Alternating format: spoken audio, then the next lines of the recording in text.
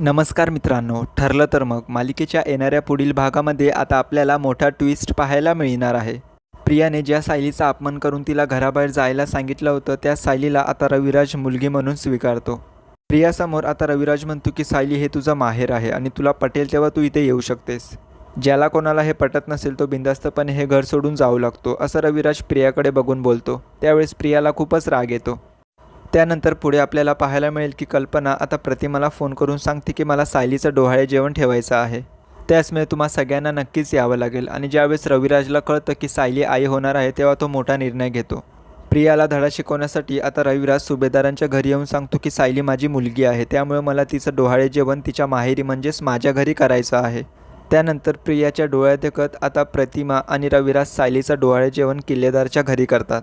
सगळेच खूप आनंदात असतात फक्त प्रियाला सोडून, कारण तिची तशी वाट लागलेली आहे, कारण महिपत आणि नागराजने मिळून तिच्या खऱ्या आईवडिलांना सुद्धा शोधलंय. त्याचमुळे प्रिया आता दोन्ही बाजूने फसलेली असते. तर सत्य जरी कळालं नसलं तरी सायलीला तिच्या खऱ्या आईबाबांचं प्रेम मिळत आहे.